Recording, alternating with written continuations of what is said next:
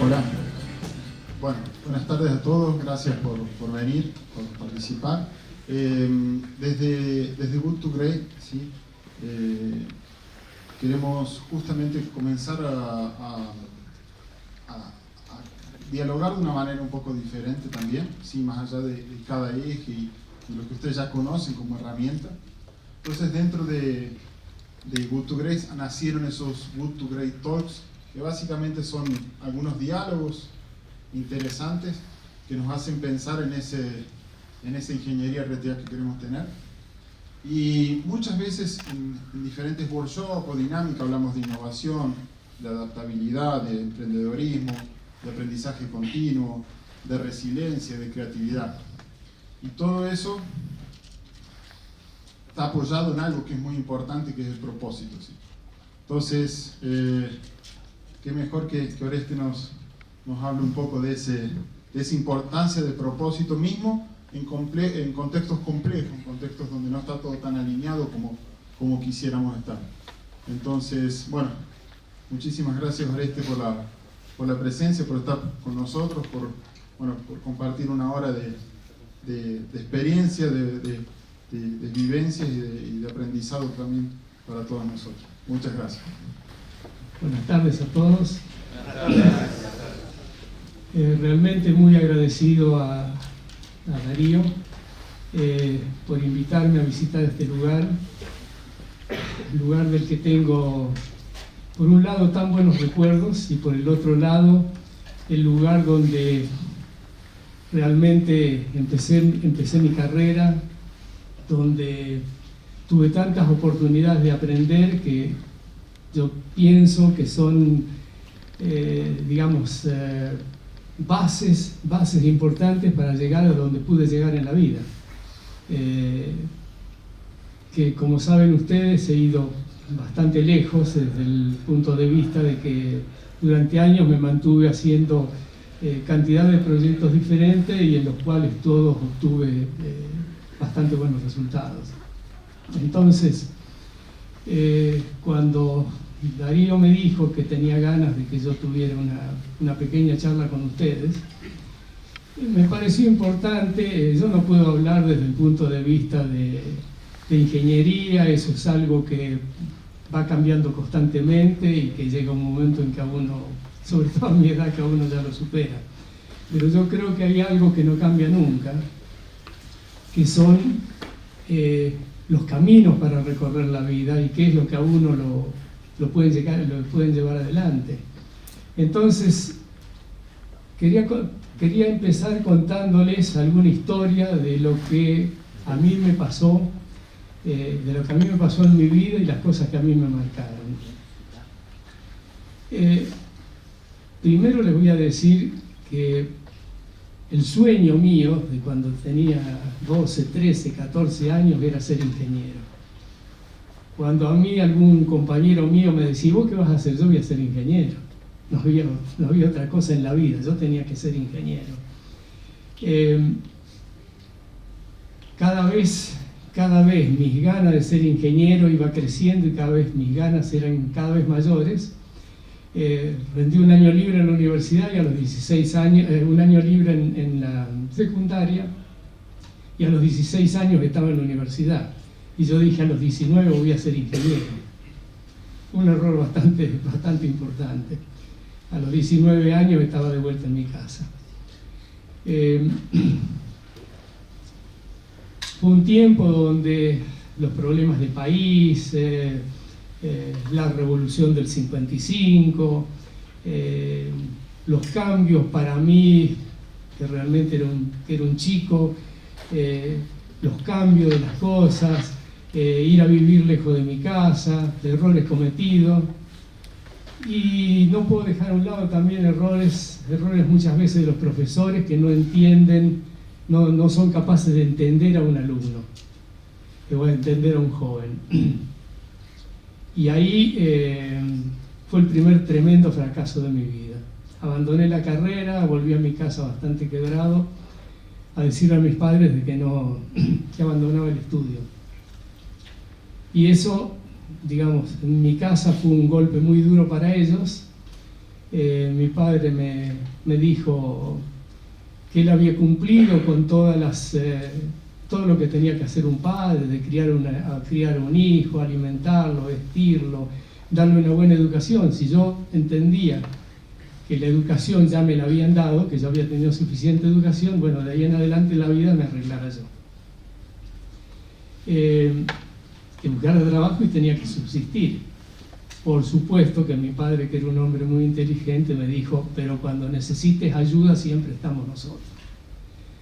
Me puse a trabajar, enseguida progresé, fui para adelante, trabajé en una fábrica de dibujante, de diseñador, empecé a manejar personal, y ahí me empezó a dar vueltas en la cabeza el tema de algo que también había escuchado muchas veces en mi familia, que conocer otros países, otras culturas, a uno le cambia la manera de pensar, y que eso era muy importante.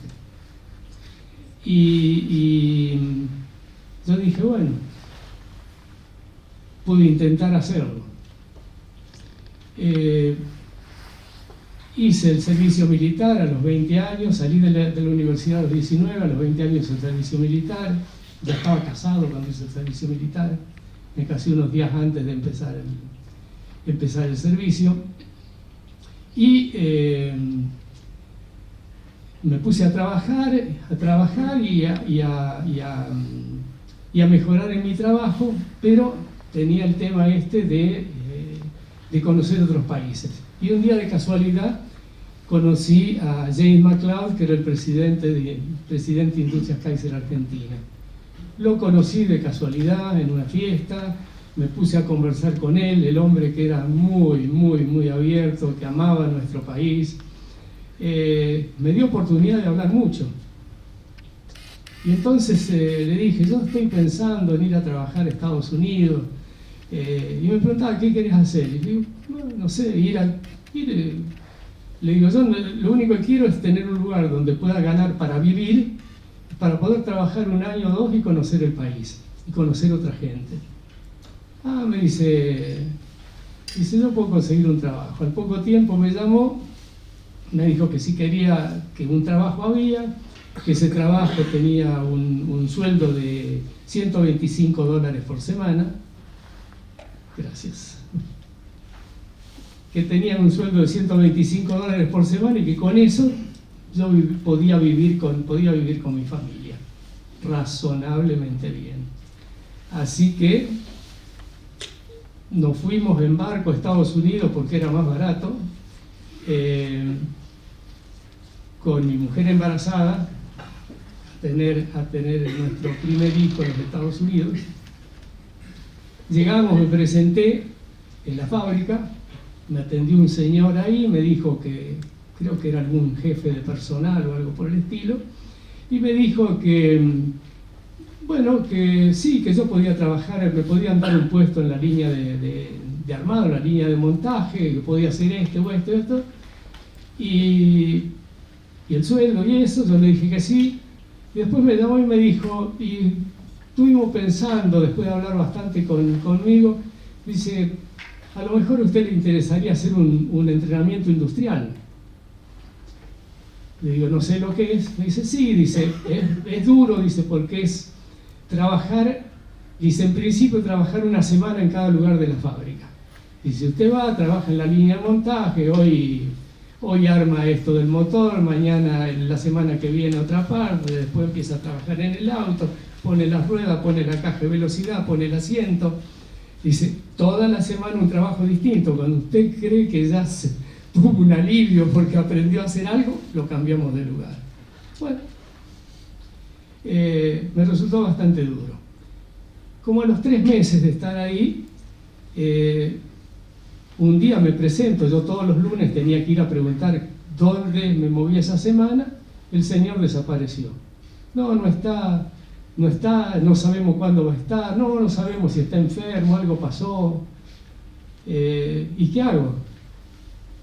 Y no sé, arréglese más o menos, me dijeron. Entonces fui, empecé en la cabeza a darme vueltas a ver qué hacía. Y como no encontraba una solución, digo, bueno, me voy a arreglar por mi cuenta. Así que estaba en ese momento trabajando en chapa, en estampado, había pasado la parte de estampado, pero al lado estaba matricería.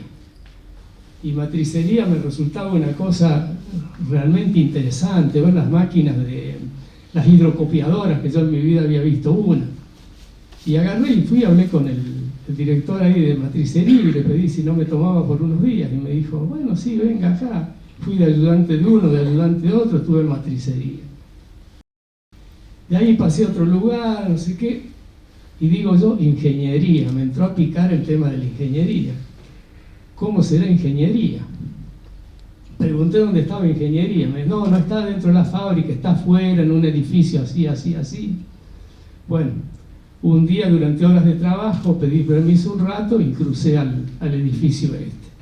Le dije al guardia de seguridad ahí de que quería hablar con el director de ingeniería. ¿Quién era yo? Bueno, saqué mi papel, era una especie de pasante, ¿cierto? Bueno, le voy a conseguir una entrevista. Me consiguió una entrevista, me puse a hablar, le dije lo que quería hacer, que yo estaba dispuesto a hacer cualquier cosa. Bueno, trabajé como 3 meses en ingeniería, una vez con uno, otra vez con otro, una vez dibujaba, otra vez calculaba, otra vez los acompañaba a verificar piezas que se habían diseñado. Una experiencia espectacular. Mi jefe no aparecía. Entonces empezó a picar por el tema de experimental, el Research and Development. Y un día fui, y esa ya era una zona muy restringida. Y fui, hablé con el guardia de seguridad y le dije si podía hablar con el director de ahí o el gerente. Conseguí que me dieran permiso y fui a hablar. Conseguí que me dejaran trabajar allá adentro. Y ahí empecé también haciendo un poco de todo, ayudando a uno, ayudando a otro. Aprendí hasta revelar fotografías. Agarraba los rollos, los metía ahí, los hacía, los revelaba. Manejar tipo de cosas raras, fotografía de alta velocidad, totalmente fascinado. A todo esto hacía unos 9 meses que estaba yo en la fábrica. Y aparece el señor este que desaparecido, que yo nunca supe si no estaba o si se había desaparecido él para dejarme a mí solo. Pero eso lo empecé a pensar unos años después. Me parece que me dejaron solo a ver qué era lo que hacía. El tema es que me dice, bueno, usted hizo ya esta parte, ahora tenemos arreglado para que vaya a trabajar a una planta de engranajes, Gleason Works, en Rochester, New York. Dice, nosotros le pagamos todo, es como un pecado. Dice, usted va a seguir teniendo su sueldo acá y va a ese lugar. Le digo, ¿pero qué hay en ese lugar? Bueno, ahí aprende a hacer engranajes, a diseñarlos, a construirlos, a hacer las herramientas, manejar las máquinas. Es una escuela.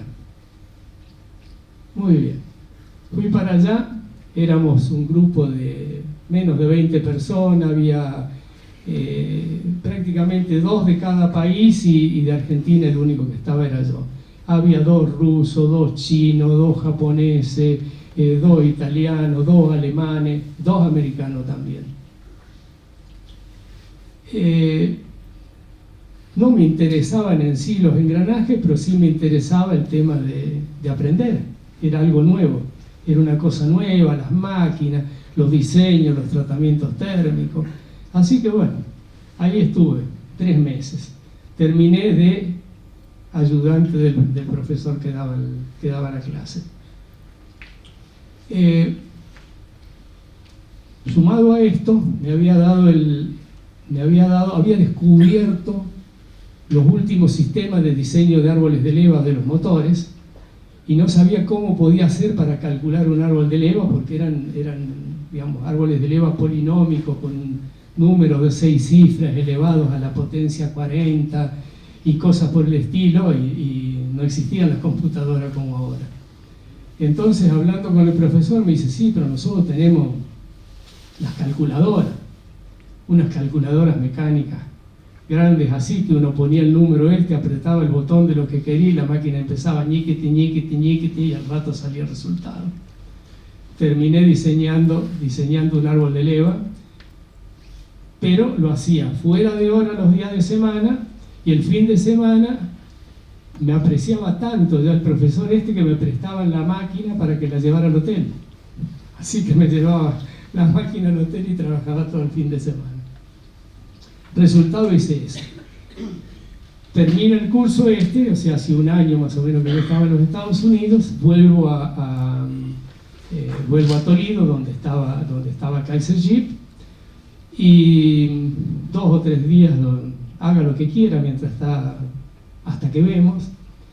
Y un día me llaman y me dice que el ingeniero MacLeod estaba ahí, quería hablar conmigo. Yo pensé, el ingeniero MacLeod se olvidó que yo existo, nunca tuve un contacto con nadie de Industrias Kaiser Argentina, no sabía nada de la Argentina, era el tiempo donde las comunicaciones también eran bastante difíciles. Lo voy a ver a MacLeod y me dice, bueno, terminaste tu entrenamiento industrial, tengo las mejores clasificaciones para vos, tomate un mes de vacaciones y presentate en Córdoba, en Industrias Kaiser Argentina, con el ingeniero Carl Olson, que tiene un trabajo para vos. Me tomé el mes haciendo otras cosas, no paré de trabajar, y volví a la Argentina. Y cuando vengo acá y me presento, este señor me dice, tenemos un trabajo muy importante para usted, estamos haciendo una fábrica de engranajes, se va a llamar Transax, y usted va a ser el director, yo no recuerdo si director de la fábrica o director de ingeniería o algo de eso, pero un cargo gerencial de muy alto vuelo. Y va a ganar, el sueldo es tanto por mes, era así algo que yo no podía creer. Y me dice, bueno, ¿qué le parece? Y le digo, déjeme pensarlo. ¿Sí? ¿Tiene que pensarlo? Sí, tengo que pensarlo. Bueno, mañana puede ser, sí, vuelvo al otro día. Volví al otro día, ¿qué pensó? No, le digo, mire, la verdad es que los engranajes no me gustan. Le digo, a mí me gusta el auto, me gustan los motores, me gusta todo de un automóvil, la fabricación, sobre todo la ingeniería y la experimentación. Pero los engranajes, un pedacito así del auto, eso no me gusta. Y bueno, pero ese es el puesto que tenemos para usted. Y esto se repitió un día, 2 días, 3 días, y yo plantado en lo mío y él plantado en lo suyo. Entonces me dijo que no había trabajo en ningún lado acá adentro. Entonces yo fui a personal a preguntar. Y sí, tomaban gente. Entonces fui y le dije, le digo, señor Olson, toman gente. Sí, pero tomamos gente para trabajos así, no para el nivel suyo. Le digo, yo quiero llegar a trabajar en ingeniería o en experimental. Yo creo que en la vida tener metas es importantísimo. Hablando con los jóvenes, muchas veces yo le pregunto, digo, ¿qué esperás de tu vida? ¿Qué querés hacer? Y me dicen, algunos me dicen, yo quiero ser tal cosa y voy a llegar a hacerlo. Me parece perfecto y me parece que hay muchas posibilidades que de alguna manera lleguen. Hay otros que uno le pregunta y dice, y yo estoy viendo cómo se presenta el país, qué hay de trabajo, los ingenieros están bien pagos o los médicos están bien pagos, pero ¿qué es lo que te gusta a vos? No, bueno, donde uno pueda trabajar y tener un buen sueldo. Y yo no vi nunca ninguno de esos que me hayan contestado de esa manera, que en la vida hayan progresado. En la vida uno tiene que saber a dónde va. Resultado, este señor, ya bastante enojado conmigo, un día me dijo, bueno, Oreste, usted tiene este trabajo por tanta plata, que era así, o tiene otro trabajo con esta plata que es así. Decida cuál de los dos. Y le digo, de ese que me está dando con esa plata que es así, ¿puedo abrirme camino y llegar a donde yo quiero? Sí, puede ser, le va a llevar mucho tiempo, pero puede ser. Entonces entré a trabajar con la categoría más baja de empleados de esta fábrica, que creo que era algo así como categoría 12, 15 o algo por el estilo. Iba y volvía a mi casa Altagracia con el auto andando a querosén para gastar lo menos posible para que el sueldo me durara, ¿no? Y empecé a trabajar, empecé a hacer cosas diferentes, iba avanzando y avanzando y avanzando, y no pasó mucho tiempo hasta que con el puestito que yo tenía, que era el asistente de un americano que vivía borracho, tomaba unas copas de más todos los días, pero realmente fue un maestro muy importante para mí, porque cuando estaba fresco me daba unas clases muy buenas, muy buenas. Y empezamos a ver algunas cosas de las que hablábamos hoy con los ingenieros, de saber qué problemas hay con los autos, qué pasa afuera, qué opina la gente, todo eso, qué hay dentro de la fábrica, de dónde salen los problemas, los problemas se resuelven o no se resuelven. Y entonces, una vez por semana o una vez cada 2 semanas, el ingeniero MacLeod volaba, tenía su avioncito donde volaba de Buenos Aires acá, aterrizaba en la pista acá atrás, tenía una reunión con los gerentes, los diferentes gerentes, el gerente de ingeniería, de producción de la parte de motores, de la parte de armado de los autos, de la parte de pintura, todos gerentes y yo.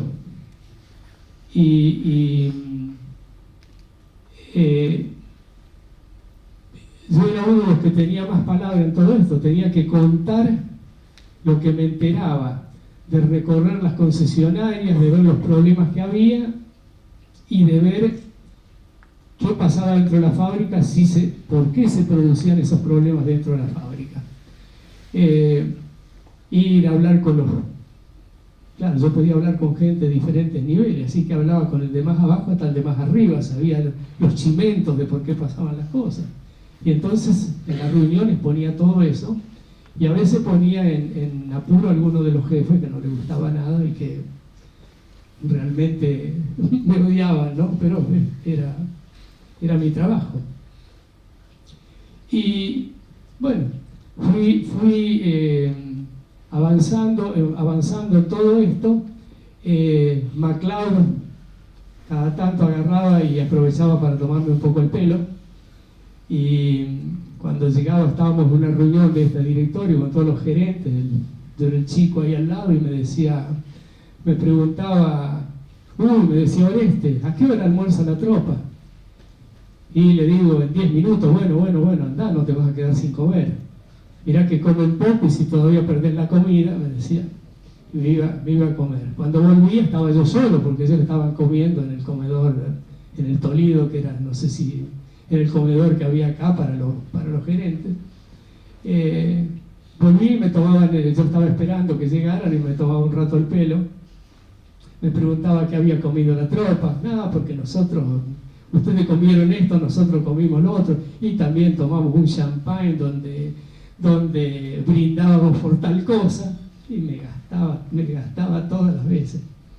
Y yo nada, no ponía cara de piedra y no me movía. Y así me tuvieron 3 años.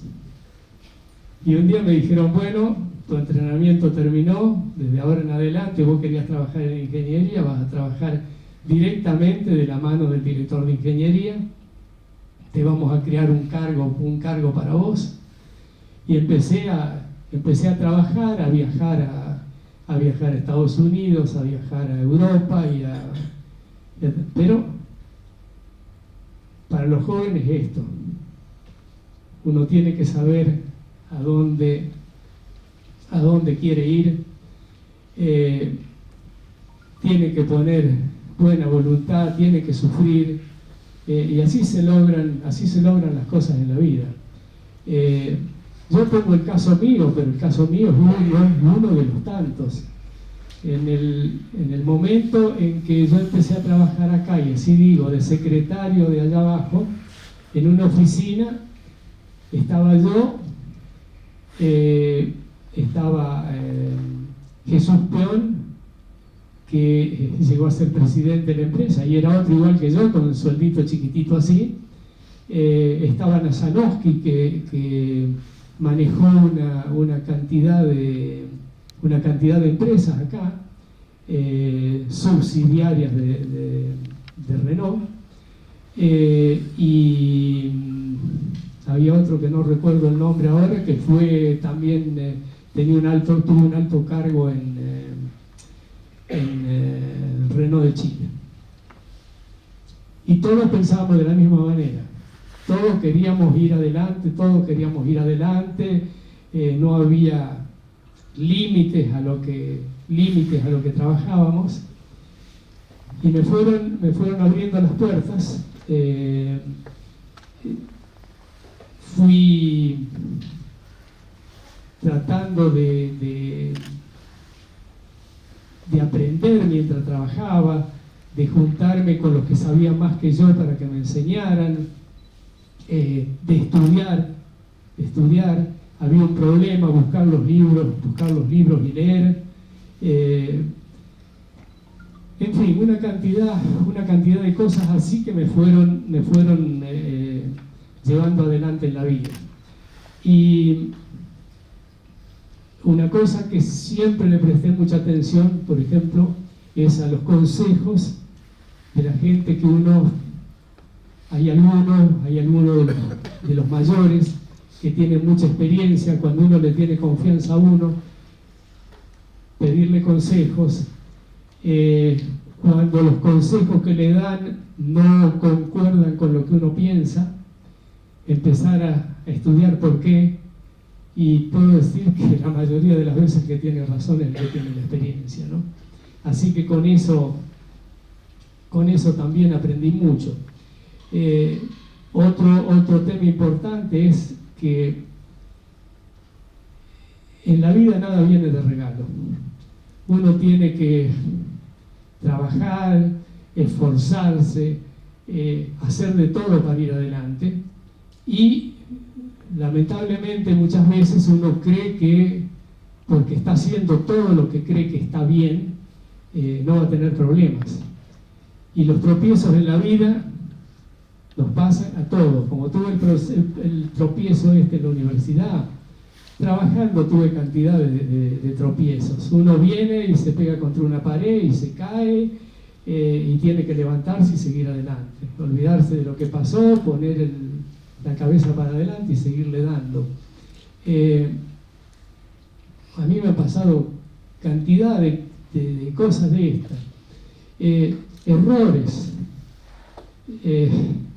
Una vez yo dije que había cometido un error.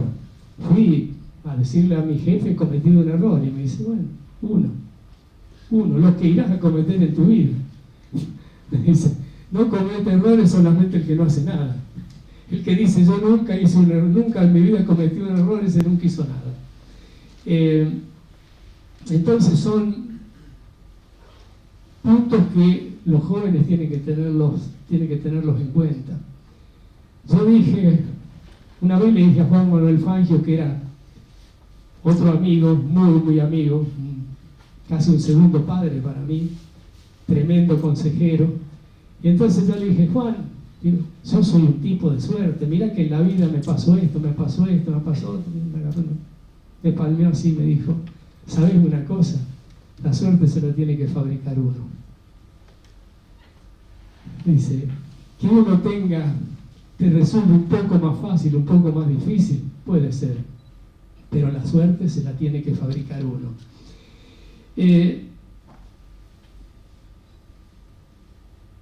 Otra cosa que yo he visto que me ha ayudado mucho a través de los años en el trabajo es hablar con mis jefes, hablando con los que me rodean, proponer ideas. Cuando uno está trabajando en un lugar y se le ocurre una idea de algo que puede aportar beneficios. Hay algunos que son tímidos. Yo he sido siempre bastante tímido, pero en esas cosas pongo mucha voluntad y lo hago. Proponer ideas. Tanto la idea puede verla un superior y decir, no le encuentro nada, como abrir un camino para hacer algo. Y si se abre un camino para algo, sube un poco también digamos, lo que piensa de uno como trabajador, ¿no? Otra cosa que siempre me pareció muy, muy importante, pasan dos cosas. Uno, a través de los tiempos, por H o por B, sufre tropiezos. Los tropiezos pueden venir de diferentes cosas, ¿no? A veces son errores que uno comete. Y yo diría que la mayoría de los tropiezos que yo he tenido en mi vida, una cantidad que yo no sé si ha sido el 20% o el 30%, lo que sea, fueron errores cometidos. Y otra cantidad de tropiezos son las paredes que le ponen a uno. Porque uno puede decir, yo nunca tuve problema con nadie, siempre he tenido muy buena relación con todo el mundo, todo lo que uno quiera. Pero siempre hay alguien celoso que le pone a uno una piedra en el camino. Entonces, por H o por B uno sufre. Yo dije, sufrí mi primero cuando estuve en la universidad. Después acá iba todo viento en popa y yo iba subiendo así. Me engancharon en el tema del automovilismo deportivo, de hacer los autos de carrera, algo que para mí era mi pasión por un lado, pero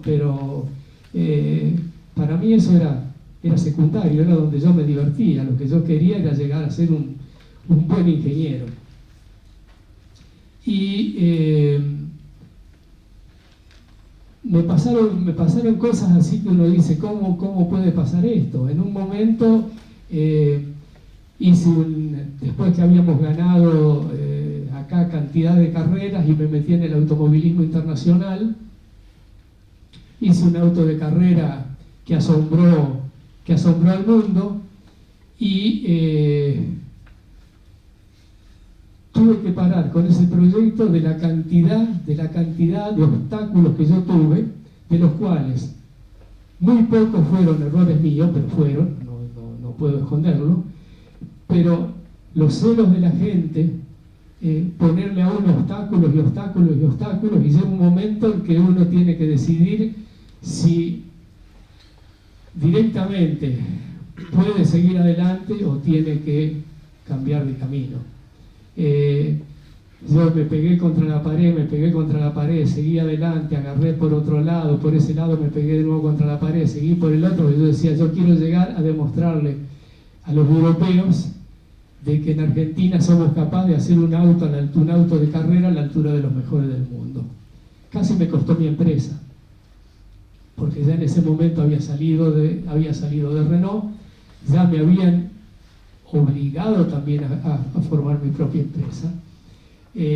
Otra cosa que es un poco para mirarlo así, pensarlo, en un momento en que a mí me dijeron, bueno, usted tiene que, después de los triunfos y de todo, me dijeron, bueno, acá no hay más trabajo para usted tiene que hacer su empresa.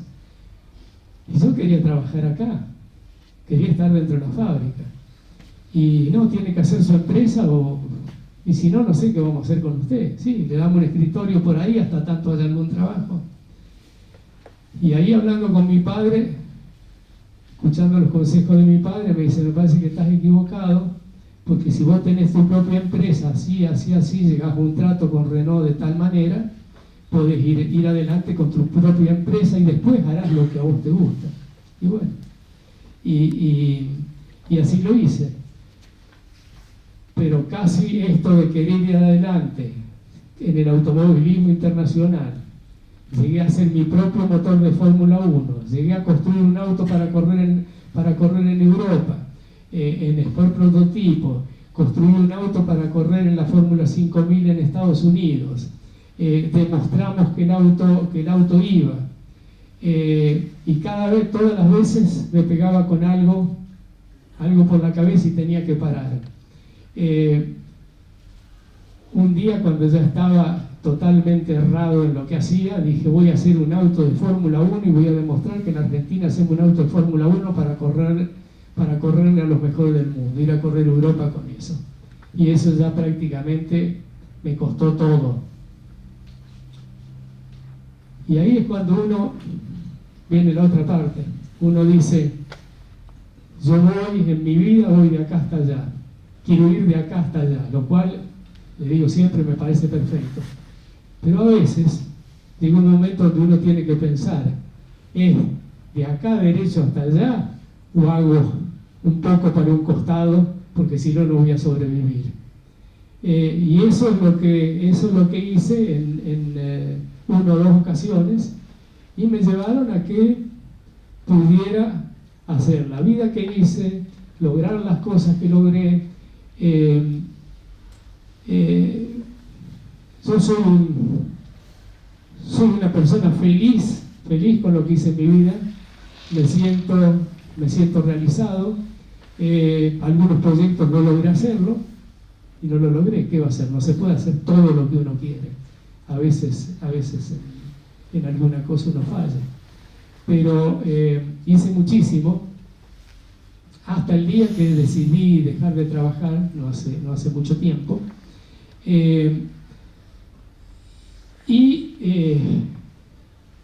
Hice los proyectos, me metí en cosas rarísimas, que por cómo funcionan las empresas y la confidencialidad, que es algo que es,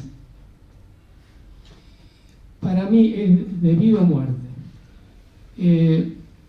Cuando uno da su palabra, si a uno le vienen a hacer un trato, y si usted tiene que hacer esto, pero lo que hablamos no lo puede saber nadie, o lo que usted va a hacer no lo puede saber nadie, no lo puede saber nadie. Eso lo hice, no sé, 10 veces en mi vida. En 2 veces perjudiqué a algún amigo por no irle a contar algo que había dado mi palabra que no le iba a contar.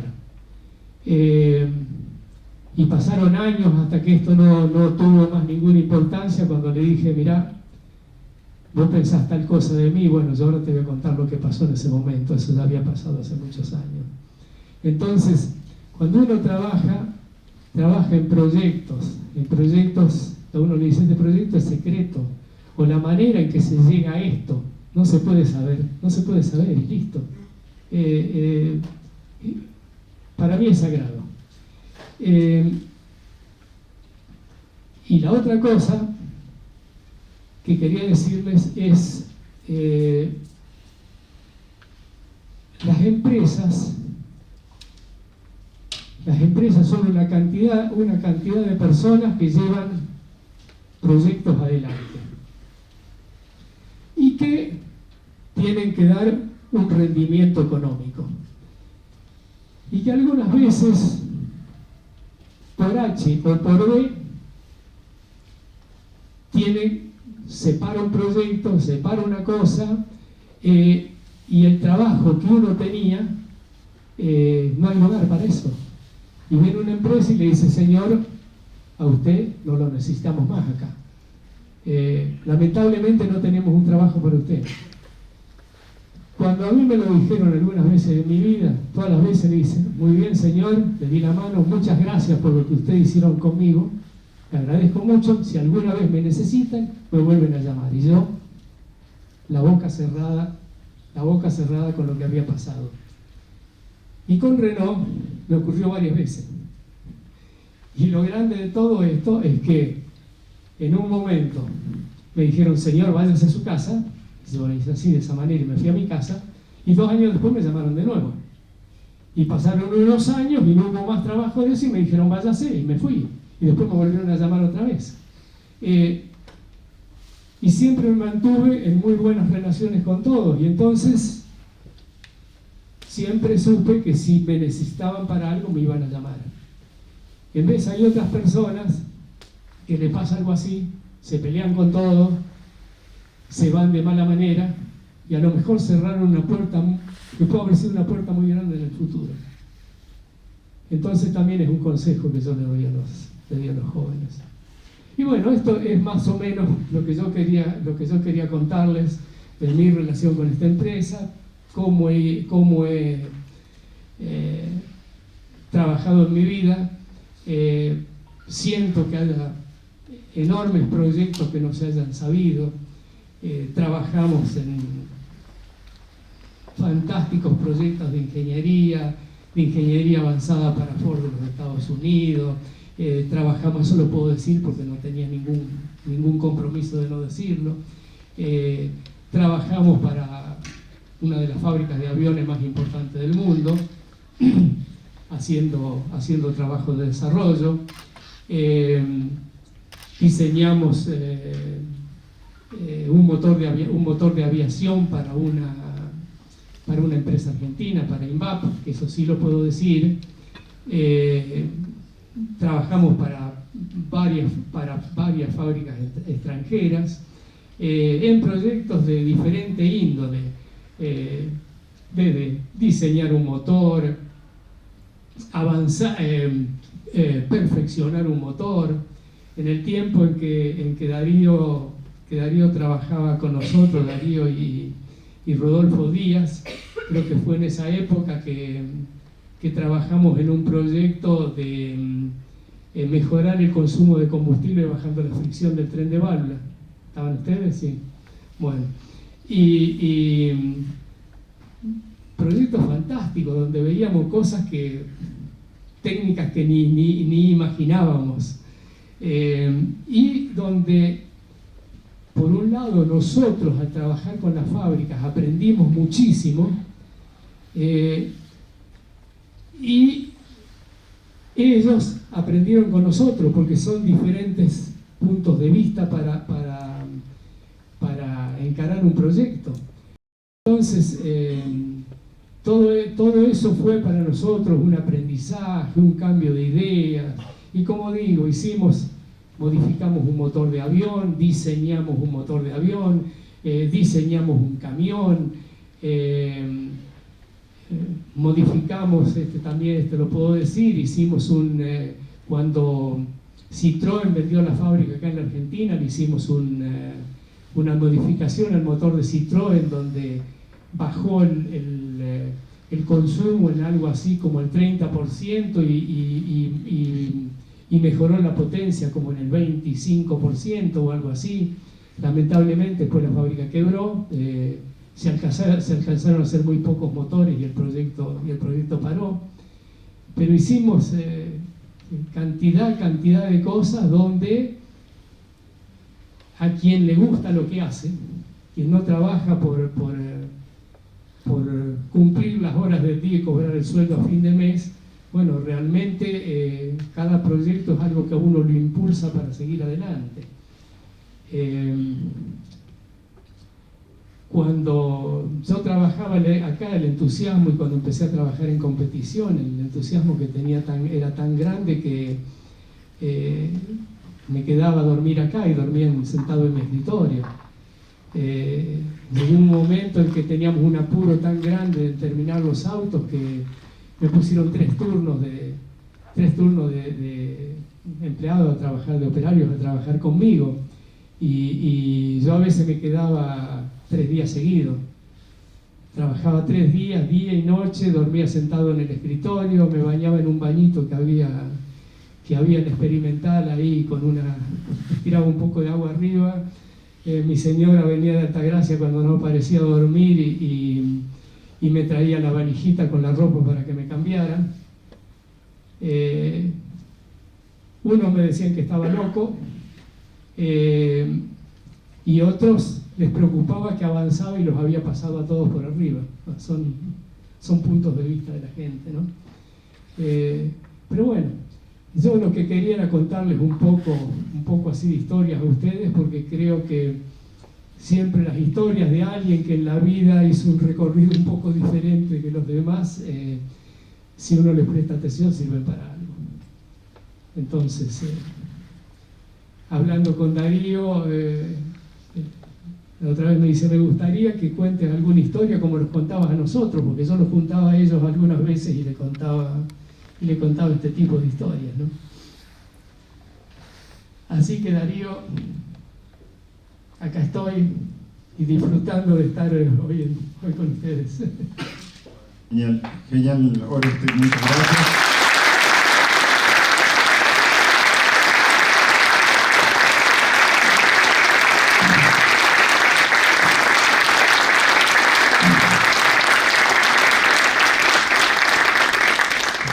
Es súper interesante escuchar cómo las cosas que pasaron nos pasan también hoy por hoy, ¿no? Las dificultades, los aciertos, los errores, la fuerza, ¿sí?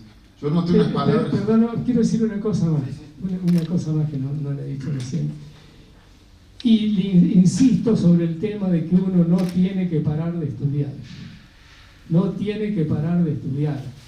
Algunos creen que porque se recibieron de médicos, de ingenieros o de lo que sea, bueno, ya aprendieron en la universidad todo. Cuando salen, como les dije a ustedes, cuando vinieron a trabajar en la universidad, les digo, ustedes saben un poquito así. Y sabemos poquito. Tienen mucho para aprender. Y entonces, uno no puede parar de estudiar, no puede parar de investigar, si no es el nivel termina en un lugar. Uno quiere llegar, quiere ir lejos en la vida, hay que darle para adelante y no parar con él. Yo acá anoté algunas diferentes frases y palabras, ¿sí?, que me gustaría compartir con ustedes. Tenemos un tiempito más para aprovechar también hacer algunas preguntas, pero así, frases que compartimos, ¿sí? Amor por lo que uno hace, ser fuerza de proposición, desafiarse a uno mismo, foco, compromiso, desafíos, ¿sí? Aprender de los errores, la pasión, tener capacidad de adaptación, no siempre sale todo como uno quiere que salga, la responsabilidad, cuidado de la confidencialidad, eso lo vemos todos los días en lo que hacemos, ¿sí? Parece algo tan simple pero es tan importante. Y diversidad de la visión, ¿sí? Cómo diferentes personas en diferentes posiciones consiguen dar visiones interesantes y agregar y crear algo nuevo. Entonces, bueno, muchísimas gracias, Oreste. Me gustaría que tenemos ahí unos minutos. Si alguien tiene alguna pregunta, por favor, así interactuamos. Alguna frase, algún concepto que quiera aportar. Y una palabrita más que quiero agregar. Y para mí es un error tremendo los que son presumidos. Cuando hay alguien que es presumido, le ponen trabas en el camino. Y no creerse. Preguntas por allá. En sus comienzos, ¿cómo se mantenía usted motivado o con sus propósitos, sus metas claras frente a tantas adversidades que le iban surgiendo, frente a los impedimentos que iba teniendo, frente a la dilatación de los tiempos que usted esperaba que se dieran ciertas cosas en cierto tiempo y sufría esos fracasos, por llamarlo de alguna manera? ¿Cómo se continuaba en esa lucha sin desanimarse, no? Es una pregunta interesante y les voy a contar lo que a mí me pasó. Por un lado, nunca fui alguien fácil de voltearlo, ¿no? de hacerle dar el brazo a torcer. Pero llega un momento en que uno no puede más. Llega un momento de que viene tan duro y no puede pasar un lugar y no puede pasar un obstáculo y uno no da más. Yo tuve una tremenda suerte. Mi esposa me acompañó a muerte. Cuando yo llegaba a casa y le decía no doy más, no puedo más, voy a abandonar, y me decía aguantá un poquito más, aguantá un poquito más. Yo creo que si no hubiera sido por ella no hubiera pasado alguno de los momentos muy difíciles que pasé, ¿no? Tengo un gran agradecimiento.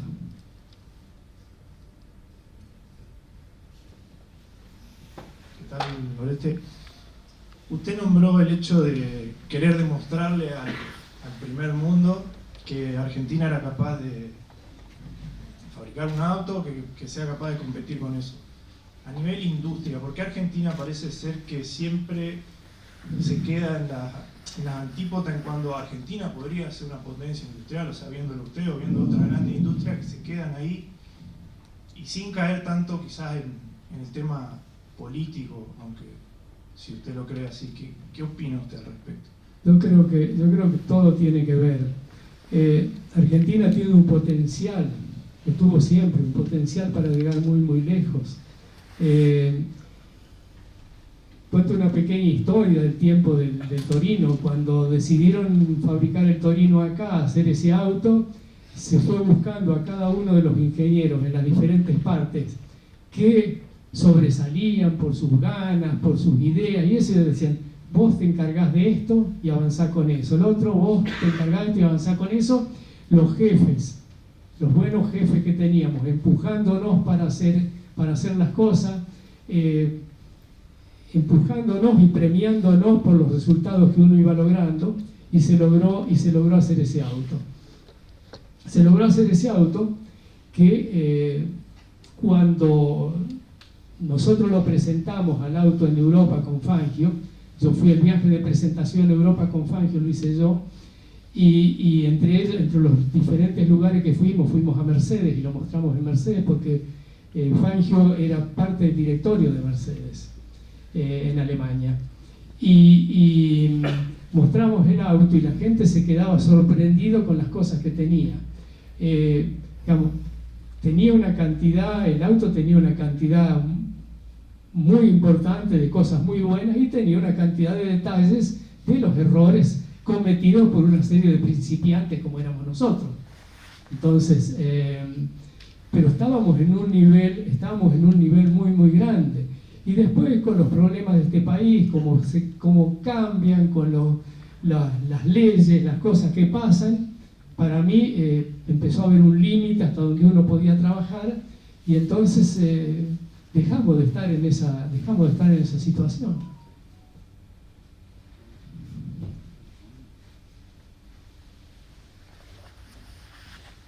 Hola, Oreste. Yo tengo una consulta. Cuando usted dice que salió de Renault y tuvo que montar su empresa, como habla todo el tiempo de nosotros, de que trabajó en equipo, ¿cómo hizo para lograr contagiar al resto de la pasión o de su propósito? Realmente no sé si fue hablando con ellos, si poniendo como ejemplo lo que uno hacía, yo no lo sé. Yo siempre junté una cantidad de jóvenes trabajando conmigo que se enloquecían con lo que hacían, y también era un tiempo donde las leyes eran otras y donde venía alguien a pedirme trabajo, yo le decía: tengo un trabajo para hacer esto y esto y esto, y venía la persona a trabajar. Cuando el hombre podía hacer lo que nosotros queríamos y estaba dispuesto a trabajar al ritmo que nosotros trabajábamos, le decía: muy bien, te quedás, y ese iba avanzando con nosotros. Y el que no le gustaba decía: no, yo trabajo 8 horas por día y me voy a dormir, me voy a mi casa. Y nosotros sabíamos que entrábamos a las 7:30 de la mañana, se entraba en mi empresa, a la tardecita los de Córdoba se venían a su casa, y los de Altagracia nos quedábamos hasta la medianoche trabajando en el taller. Y hace poco yo escribí un libro sobre mi vida, relato de mi vida.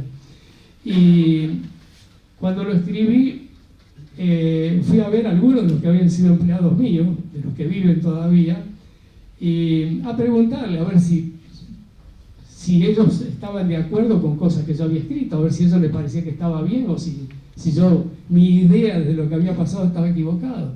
Y entonces un día me junté con 2 o 3 ahí y le digo: mire que yo los tenía mal a ustedes, los hacía trabajar y trabajar y trabajar, le digo, por un sueldo que era, sí, era un muy buen sueldo para 8 horas por día, pero no para las horas por día que nosotros trabajábamos, pero bueno, era para lo que daba la empresa. ¿Saben lo que me dijeron? Fueron los años más felices de nuestra vida. Nunca trabajamos con tanta gana. Dice, total, ganábamos suficiente para vivir, dice, y tirábamos todo el carro para adelante. Y por eso debemos haber logrado los resultados que logramos.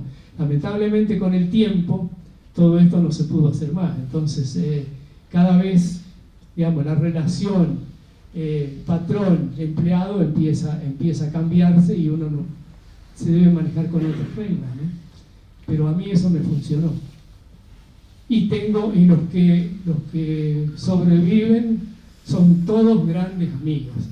Crearon sus empresas, sus lugares, trabajan en otro lado, tienen otras cosas, pero son fanáticos míos.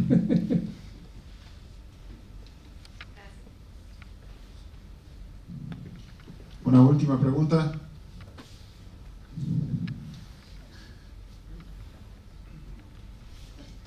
Bueno, Oreste, usted ha tenido la oportunidad, de acuerdo a lo que relata en su libro, y creo que es algo que ocurre hoy, de vivir la transición entre una empresa que era originalmente norteamericana y después francesa.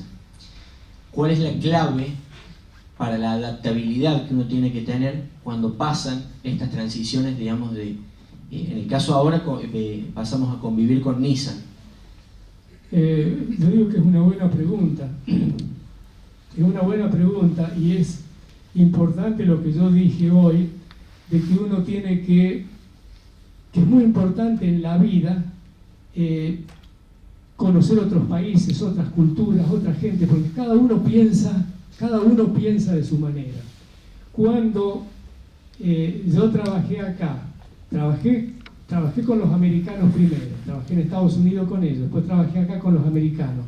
Pasamos de trabajar con los americanos a los franceses, a mí se me cambió el mundo, Era totalmente diferente, uno se tiene que adaptar a eso, porque son, yo diría, bastante extremos para un lado y para el otro. Cuando trabajé en Alemania, trabajé con los alemanes, otro tipo de gente. Cuando trabajé con los japoneses, ahí me dio bastante trabajo, ¿no?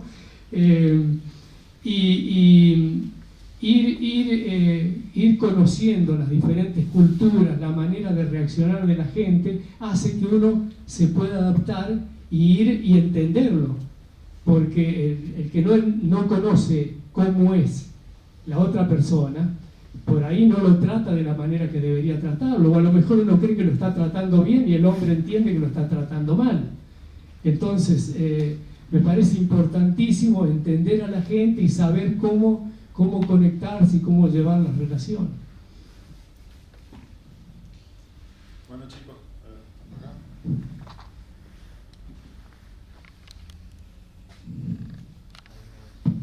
Ahí está. Entonces, estamos en horario, sí. Quería agradecerle especialmente en nombre de todos a Oreste por esta charla interesante, a todos por participar, por las preguntas que fueron súper interesantes también. Te propongo nos sacamos una foto todos juntos y bueno, los saludamos con un fuerte aplauso. Muchísimas gracias.